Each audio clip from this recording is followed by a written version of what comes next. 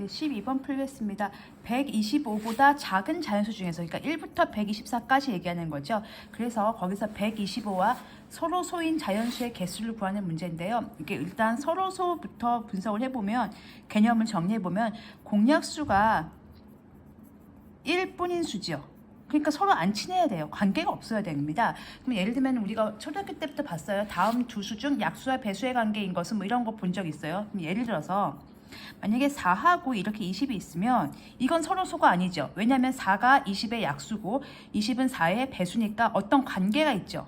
둘이 무슨 관계가 있습니다. 이러면 이제 서로소가 아닌 거죠. 그런데 4하고 만약에 7이었습니다.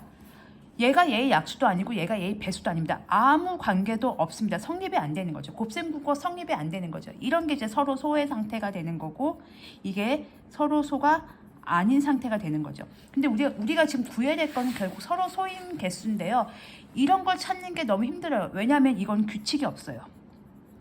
그냥 일일이 다 해봐야 되는 거니까 1부터 124까지 다 놓고 1하고 125, 뭐 2하고 125, 뭐 3하고 125 이렇게 해서 계속 해야 되는 거거든요.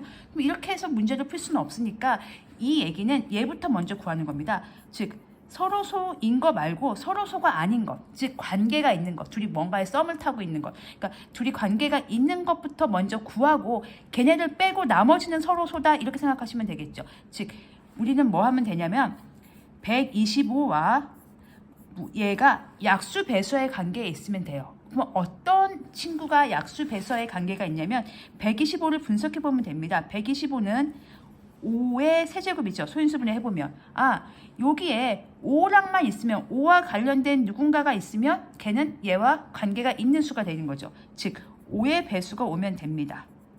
예를 들어서요. 5의 배수 5하고 125를 해봅시다. 그러면은 그쵸, 공약수가 이렇게 해보면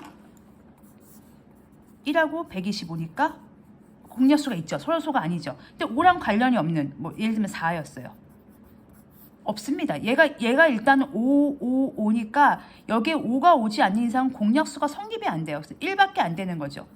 근데 이런 숫자들이 이렇게 찾기 너무 힘드니까 이렇게 찾는 거고, 여기에 관련된 거의 단서는 얘는 서로소가 아닌 애들, 서로소인 애들 말고 뭔가 관계가 있는 이 친구들은 5의 배수구나 라고 생각하시면 되겠죠.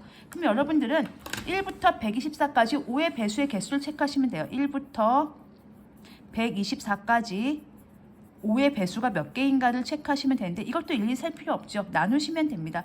124 나누기 5를 하면 2, 5, 10, 24, 4, 5, 24 몇 번 나오죠? 그쵸, 24번 나옵니다. 5가 24번 등장하니까 1부터